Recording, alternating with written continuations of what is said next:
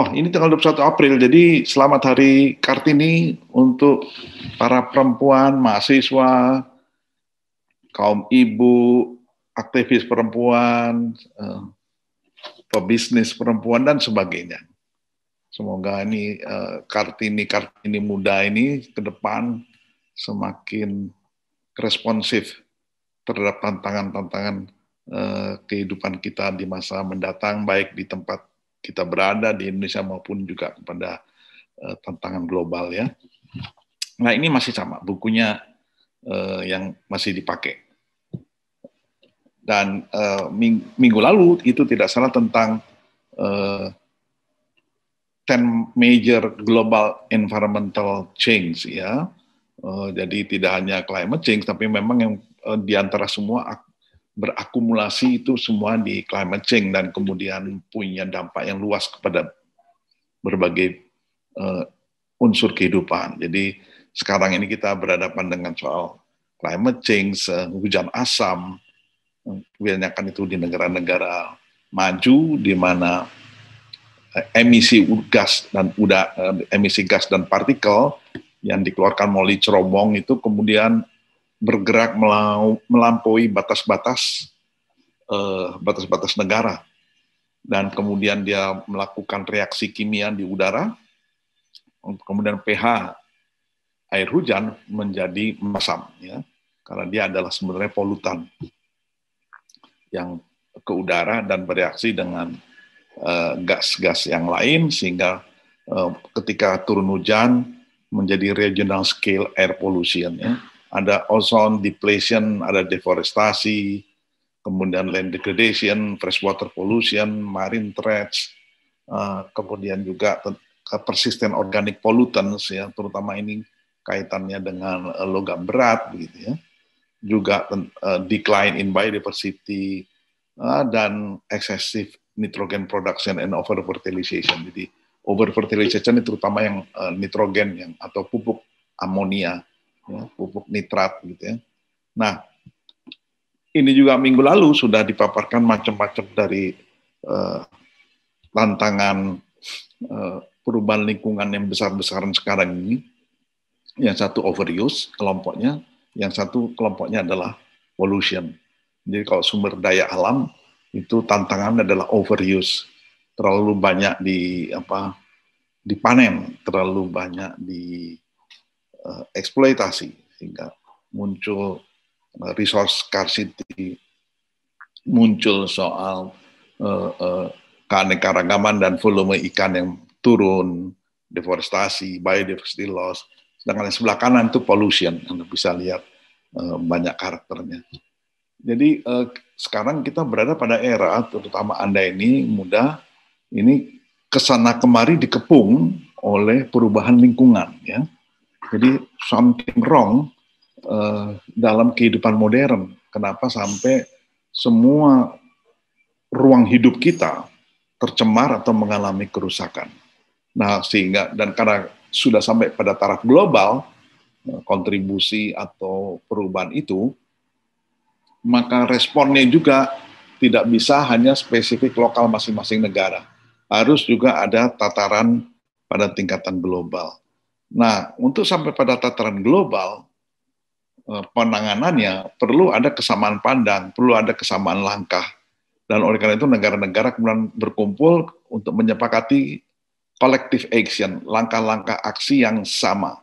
Nah, kalau Anda lihat sepanjang tahun, katakanlah mulai terutama tahun 60 dan kemudian masuk tahun 80 itu jumlah agreement, protokol, amendment, jadi treaties ya, tiga hal itu agreement, protokol, amendment itu adalah treaties, perjanjian-perjanjian internasional yang lebih dari 2 orang ya. Jadi multilateral, dan kalau yang 2 orang tuh bilateral. Nah, kalau kita lihat ya dari tahun akhir abad 19 sampai 1900 itu, akhir abad 8, jadi abad tahun 1878 sampai 1900 sampai tahun 52 bahkan sampai tahun 60, katakanlah 62 itu hanya 80 agreement yang sudah ditandatangani di antara mereka. Tapi ketika terjadi perubahan lingkungan yang semakin lama semakin besar, ternyata jumlah agreement yang diperlukan untuk menangani secara kolektif atau melakukan aksi kolektif bersama itu semakin meningkat. Nah, Anda bisa lihat di sini yang warna gelap, agreement itu makin banyak dibanding tahun-tahun sebelumnya. Dan juga di sini amendment. Jadi kalau kita lihat, berarti ada korespondensi, ada saling korelasi yang kuat antara perubahan lingkungan, bisa itu kerusakan, bisa itu pencemaran, yang kemudian mendorong orang untuk bekerja sama karena perubahan lingkungan ini tidak tunduk pada batas-batas administratif, ya, sehingga di antara mereka harus buat agreement begitu.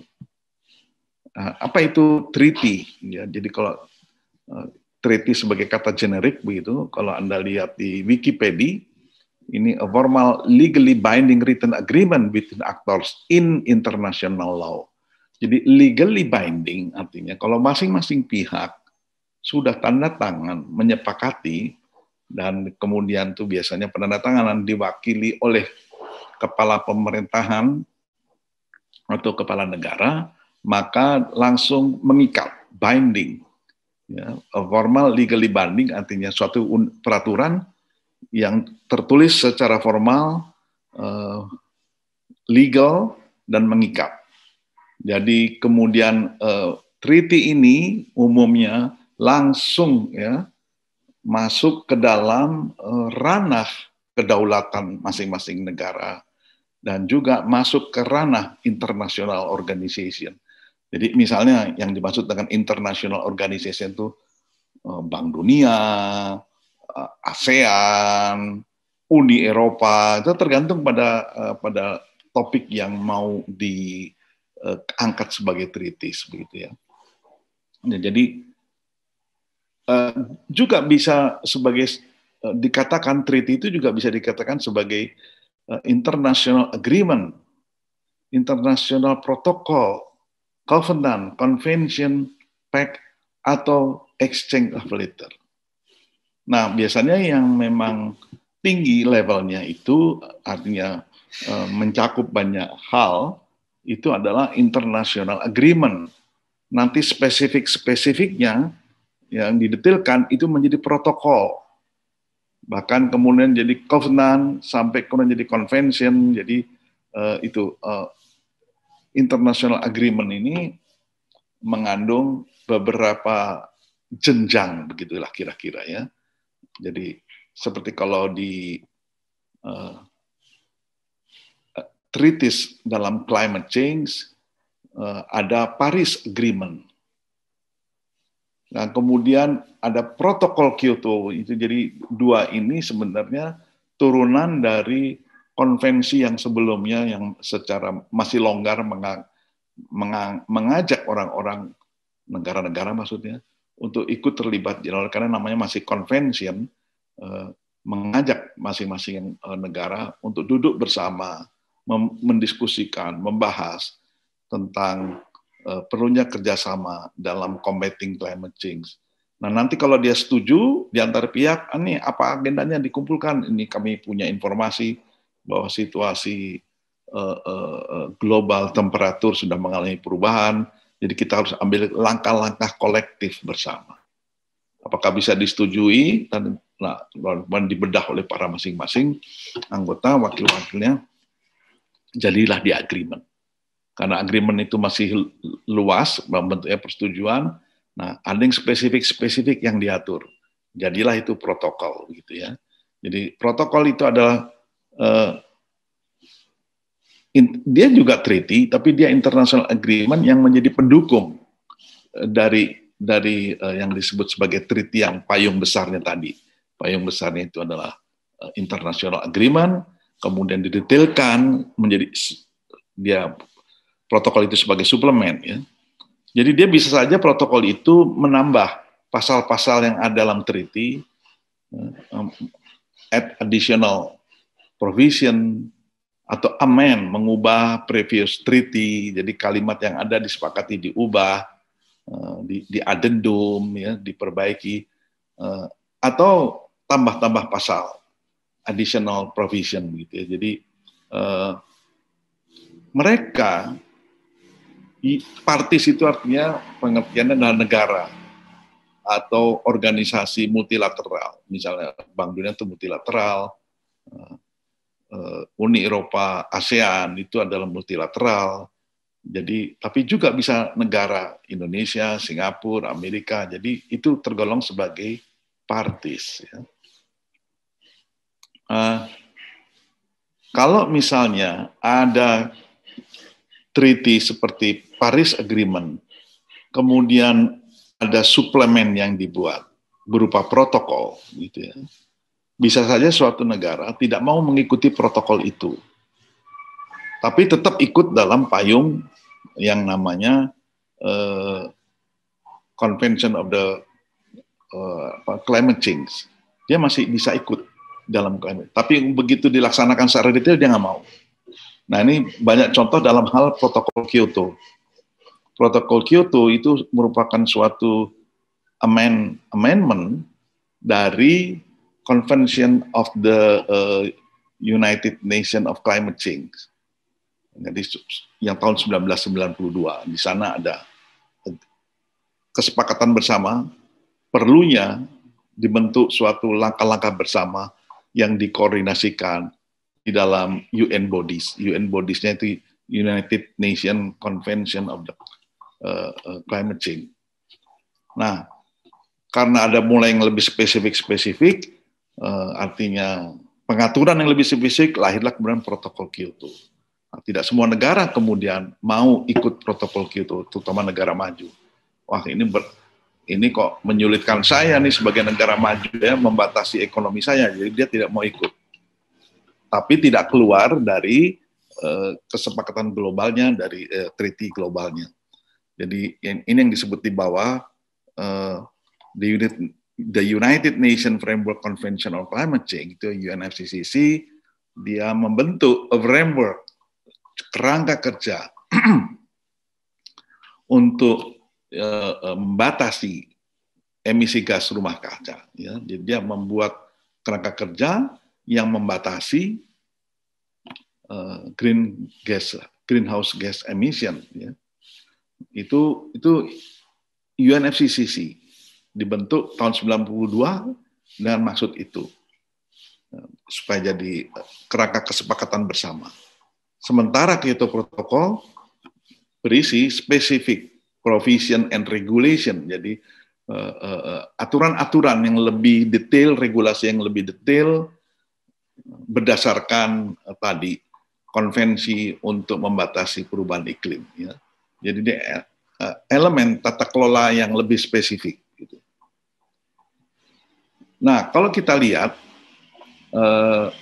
ini ada artikel dari Ronald tahun 2003, dia spesial mengkoleksi, menganalisis, dan membuat database seluruh agreement lingkungan, agreement internasional di bidang lingkungan. Jadi International Environmental Agreement, dia kumpulkan dan punya database, kemudian dia bisa memetakan kemudian gambar seperti ini.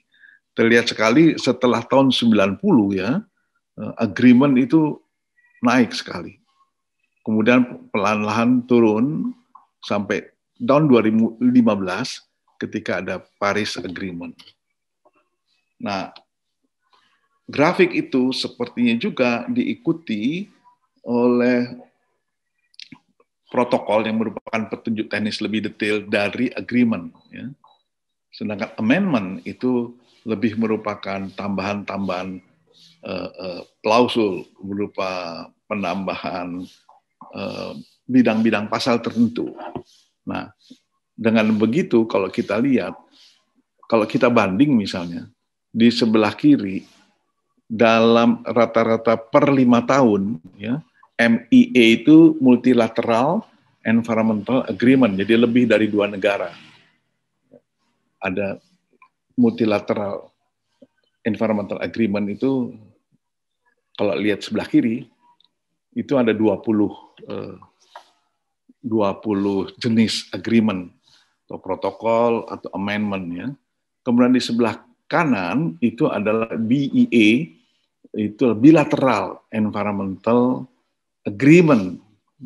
Kalau ada annual signature rate, jadi artinya berapa banyak yang menandatangani agreement itu setiap tahunnya. Jadi kalau nanti misalnya ini kita lihat negara ini tahun di sebelah kiri katakanlah ada grafik yang mencuat pada tahun 1992 itu bisa terlihat rata-rata berapa banyak negara yang menandatangani meratifikasi setiap tahunnya. Ya, jadi terlihat kalau dia sudah meratifikasi dan maka pelan-pelan negara-negara lain biasanya juga mengikuti negara maju ya. Ini kita lihat yang mengapa ada grafik mencuat ke atas kemudian turun. Jadi biasanya setelah negara-negara maju yang sebagai kalau dalam konteks climate change, negara-negara maju penyebab emisi gas rumah kaca yang besar, begitu dia masuk dalam agreement ini, maka yang lain akan ngikut. Begitu. Kenapa? Mereka pikir ngapain saya capek-capek mau ikut konvensi, bayar iuran, tapi ternyata negara-negara besar tidak beri contoh, tidak mau ikut dalam aksi untuk misalnya combating climate change. Ya buat apa? Nah, begitu negara-negara besar itu masuk terlibat, barulah mereka yang lain-lain juga gerbong yang lain negara-negara bisa ikut.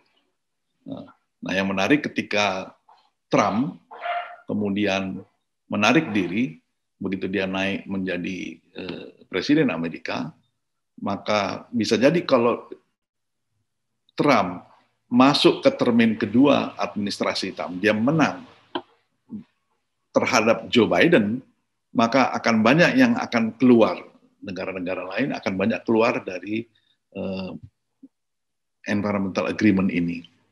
Karena buat apa yang memberi emisi besar saja nggak komit, buat apa kita capek-capek, ya sudah kita genjot saja ekonomi kita seperti sedia kala. Nah itu kira-kira untungnya itu tidak terjadi sehingga tidak merubah tren grafik ini untuk tahun 2015 sampai tahun 2020 gitu ya. Nah sekarang kalau kita lihat by subject, apa sih yang diatur itu? Baik di dalam multilateral maupun bilateral. Nah kita lihat legendanya ya, ada berkaitan dengan human sphere, ada yang dengan climate, ada yang dengan energi, habitat, fresh water, pollution, juga species. Nah, dari analisa yang dilakukan oleh Ronald Mitchell ini, sepertiga dari International Environmental Agreement, sepertiganya itu untuk atau diarahkan kepada biodiversity.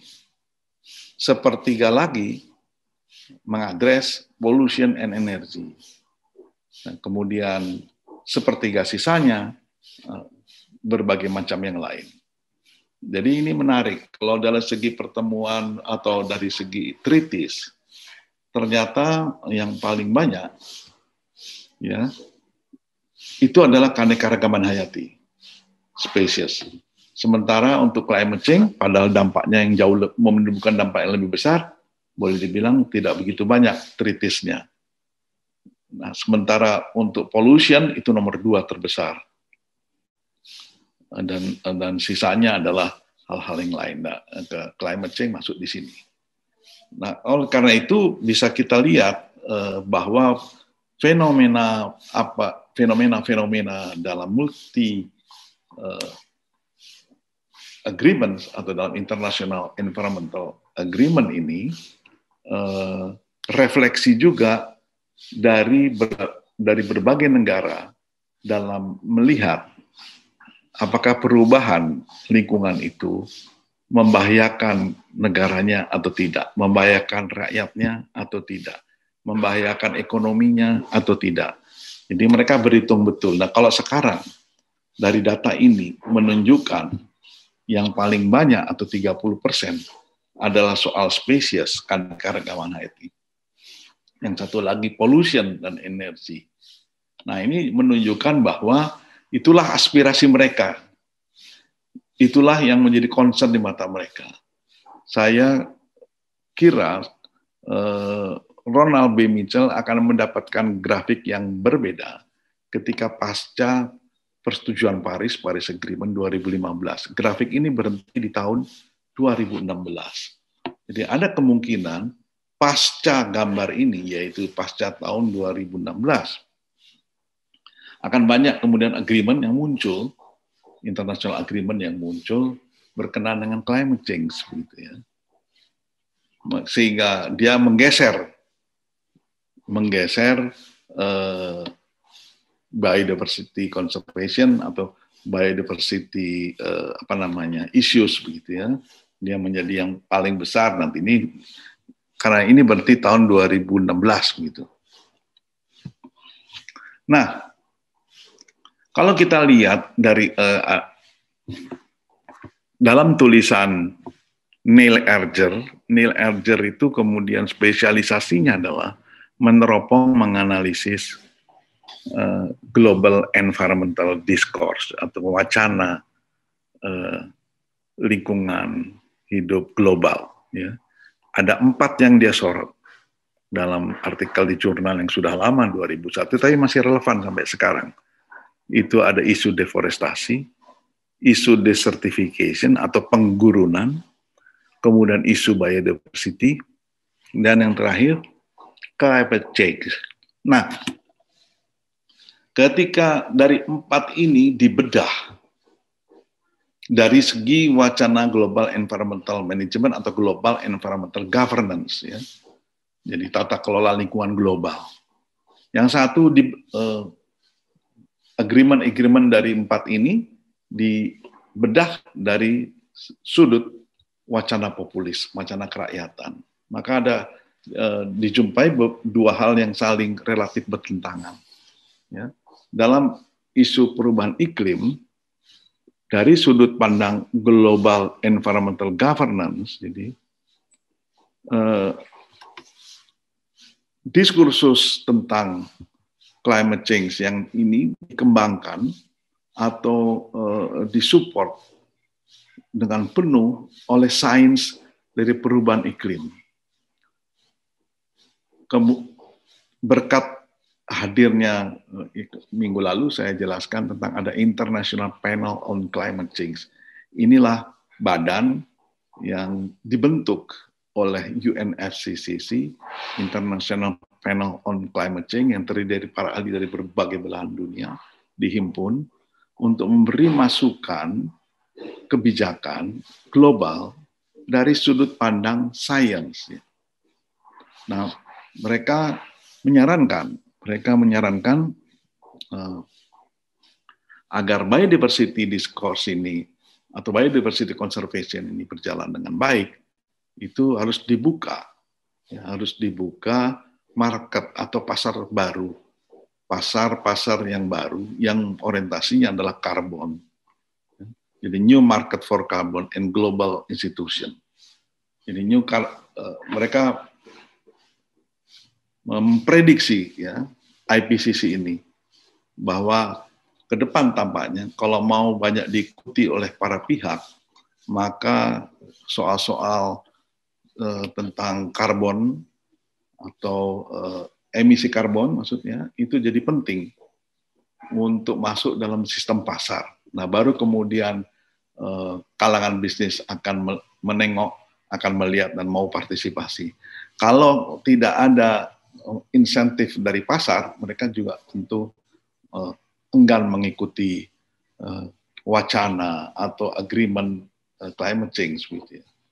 Nah, sementara kalau dari sudut populis discourse begitu, jadi pihak ini, Prof. Ligesi itu sebenarnya pemborosan. Jadi mereka kan berpandangan kelompok ini bahwa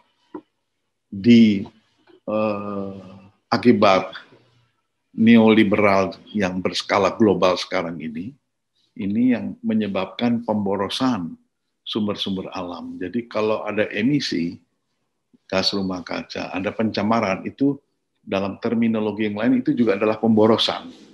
Nah, jadi pemborosan yang dia pandang yang efeknya adalah perubahan iklim,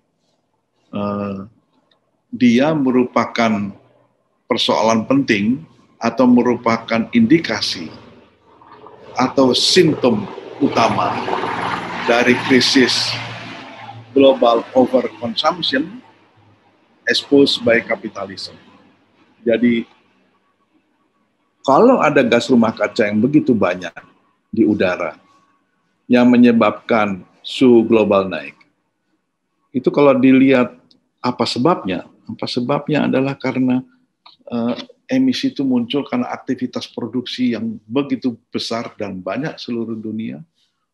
Kenapa itu diadakan? Kenapa itu ada industri begitu banyak? Karena untuk memenuhi global overconsumption. Nah, kenapa bisa begitu? Ya, hukum supply dan demand. Nah, dalam negara-negara yang maju yang sudah menjadi negara kapitalisme ini, permintaan orang akan berbagai macam jenis barang ini adalah suatu peluang yang harus dipenuhi. Jadi, menurut mereka, ini penyebab utamanya adalah overconsumption dari negara-negara yang kapitalisme. Ini berbeda sekali dengan cara pandang yang Global Environmental Management Discourse yang sebelah kiri.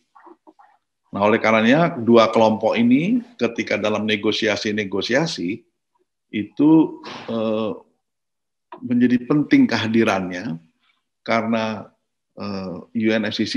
UNFCCC ingin agar tidak ada satupun kelompok yang ditinggalkan dalam membangun kesepakatan atau agreement, no one left behind. Nah, sementara dengan prinsip retorika seperti itu, ada kelompok yang memandang, percuma Anda bikin peraturan-peraturan, bikin kesepakatan-kesepakatan global, kalau global kapitalisme itu tidak diubah. Nah, ini posisi dari kalangan yang populis ya. Nah, kenapa alasan yang mereka orang populis ini, lapisan yang populis memandang demikian? Jadi mereka bersandar analisanya bahwa climate change itu adalah bisa dilihat merupakan suatu diskursus, merupakan suatu wacana yang hegemonik. Karena kenapa dia disebut sebagai hegemonic discourse? Karena dia mendominasi pikiran kita dari hari ke hari, para peneliti dan juga para pengambil keputusan. Dia menghegemoni pikiran kita, dan kemudian untuk mencari jalan keluarnya karena harus ditangani secara bersama, maka duduk bersama-sama, maka muncullah kemudian tadi konvensi dan segala macam. Yang ujungnya dari diskusi yang tadinya didominasi di pikiran saja, kemudian ditransformasi menjadi arrangement, menjadi treaties segala macam begitu. Itu artinya kalau menurut orang-orang populis, perubahan iklim merupakan suatu wacana yang membawa kita untuk mengikuti atau diarahkan berpikir, mendominasi cara kerja kita dalam merespon situasi yang terkini begitu. Jadi posisi pertama dari International Environmental Agreement, posisi pertamanya adalah global environmental problems ini harus diatasi juga dengan global environmental governance. Karena supaya apple to apple, persoalannya sudah global, maka tata kelola untuk merespon itu juga harus pada tataran global. Jadi require global solution. Nah, karena itu, ini yang dikhawatirkan oleh kalangan-kalangan populis. Diskursus perubahan iklim itu, termasuk kesepakatan-kesepakatannya yang diperoleh di tingkat global, itu sifatnya, karakternya top-down. Jadi, di global disepakati, kemudian diturunkan ke bawah, ke negara-negara yang meratifikasi.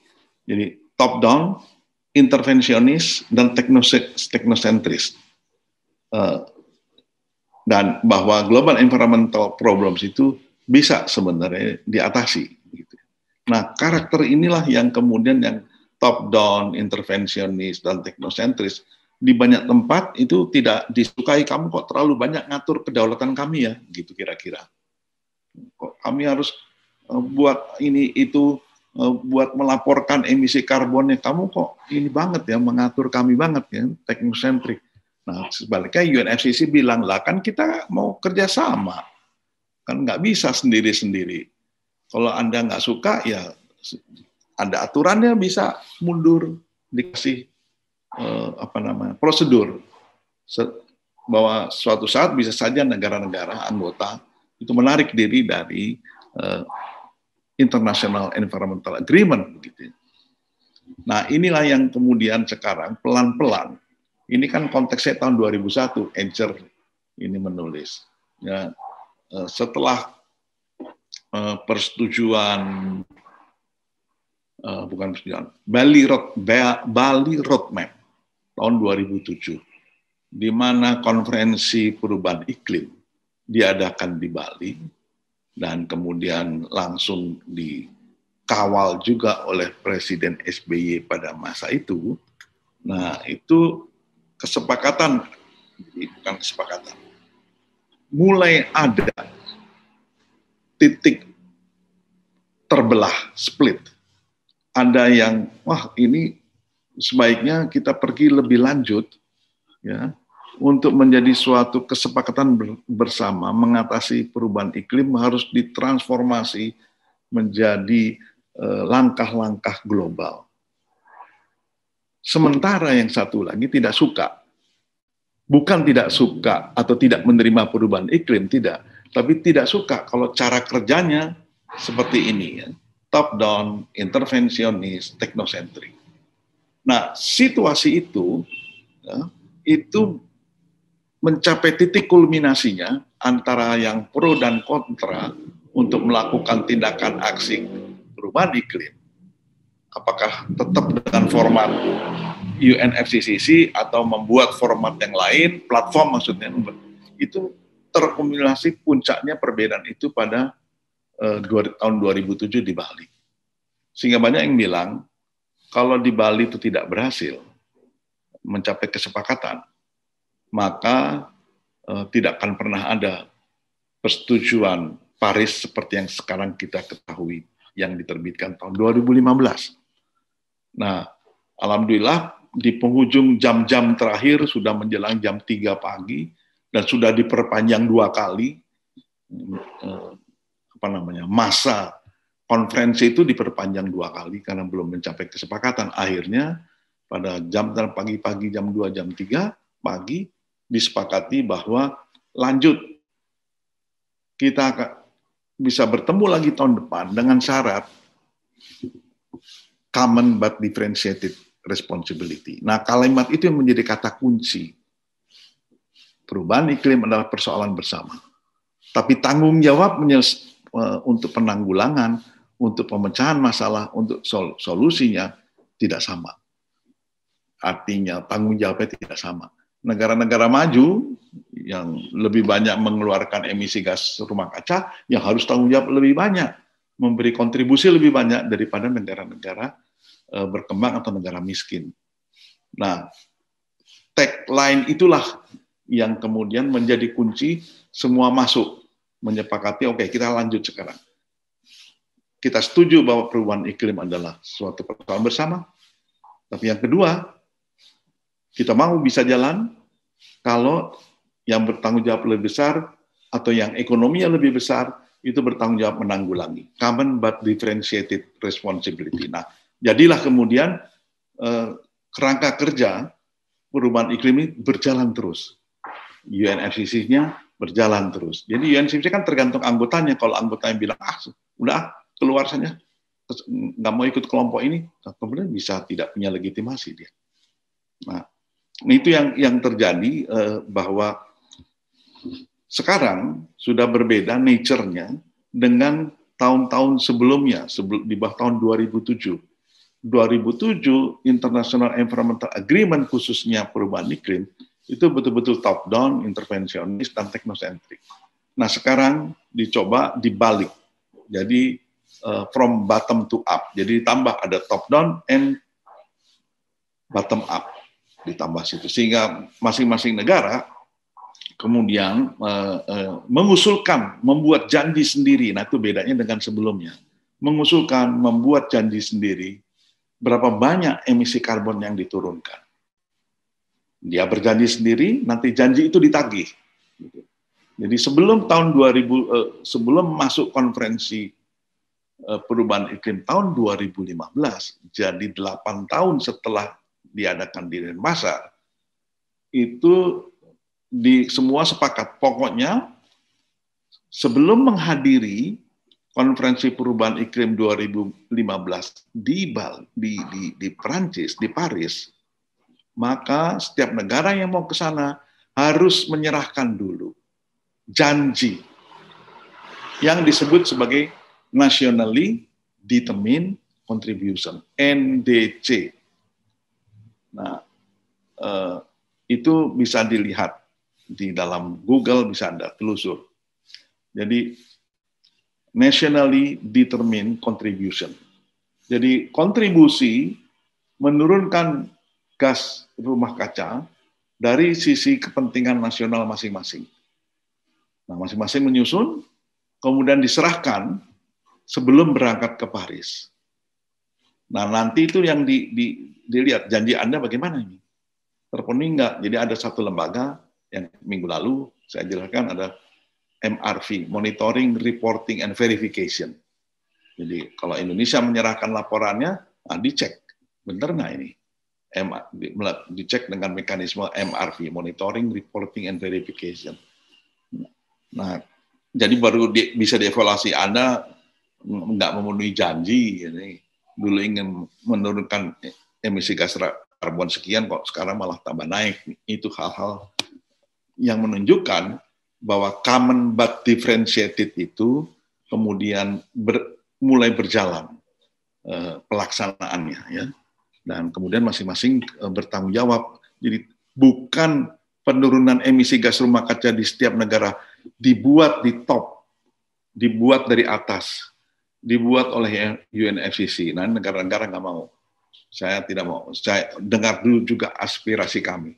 Jadi makanya dibuatlah mekanisme Nationally Determined Contribution sebagai janji masing-masing negara. Nah, ini yang sangat menarik dari persetujuan Paris, ya. Nah, mari coba Anda melihat sekarang dan dibahas di dalam praktikum kelihatannya, the political economic analysis of climate change atau political economic of climate change. Ekonomi politik dari perubahan iklim. Ekonomi politik perubahan iklim artinya equals to atau sama, saya pendekkan namanya the political ecology of climate change. Jadi karena ekologi politik adalah merupakan formulanya adalah ekonomi politik tambah perubahan lingkungan. Itu formula dasar yang generasi pertama dari ekologi politik. Jadi nanti pada waktu praktikum coba lakukan analisis ini. Kalau Anda melakukan analisis yang ada dalam slide ini, Anda sudah melakukan analisa ekonomi politik dari perubahan iklim. Sederhana misalnya. Coba kita diskusikan siapa yang akan mendapatkan risiko yang paling besar siapa yang dapat risiko paling rendah terkait dengan vulnerability dia dalam menghadapi perubahan iklim. Siapa yang akan menghadapi risiko paling banyak? Siapa yang risikonya akan paling rendah terkait dengan kerentanan mereka? Siapa yang akan banyak hilang, kehilangan aset, kehilangan ruang, ya, dan kehilangan produksi, dan sebaliknya, siapa yang dapat banyak untung? Siapa ini? Tentunya kelompok sosial, golongan sosial, begitu. Oh, ini salah kok, di Y-nya tulisannya salah ketik, ya, sebentar. Kalau Anda bisa jawab dua yang pertama, kenapa? Kenapa begitu? How? Bagaimana caranya mereka bisa kelompok sosial tertentu banyak mengalami kehilangan, tapi sementara kelompok sosial yang lain dapat banyak manfaat. How? Bagaimana? Karena apa mereka bisa? Through what ways? When itu perspektif waktu, bukan tahun depan, tahun ini, tapi lebih 20 tahun mendatang, 30 tahun mendatang pada kondisi ini. Sehingga dalam kondisi dengan cara ini Anda bisa masuk kemudian dalam narasi keadilan iklim. Nah, jadi who poses high risk and low risk, who lose and who gains, why, how. Secara umum saja Anda jawab, ya. Through what ways, when. Nah, kan menjadi menarik, dan Anda menjadi Greta Thunberg, seperti gadis remaja Swedia itu. Sebenarnya dia, tanpa dia tahu jargon-jargon ekonomi politik, dia melakukan itu. Dia memperjuangkan keadilan iklim. Karena sebagian negara, sebagian kelompok sosial akan lebih banyak menderita dari sebagian yang lain. Jadi risiko climate change ini terdistribusi unevenly, ya. Tidak rata. Nah, oleh karena itu menjadi penting nanti dalam praktikum Anda bahas hal ini. Entah dalam mungkin untuk memudahkan Anda bisa saja konteksnya di Indonesia misalnya. Siapa di Indonesia ini akan banyak mendapatkan risiko besar karena rentan terhadap perubahan iklim? Siapa yang akan banyak mengalami kerugian di Indonesia? Kenapa? Bagaimana? Nah, demikianlah pengantar saya nanti untuk diskusi kita. Jadi sekarang mari kita masih ada waktu untuk berdiskusi dengan Anda semua.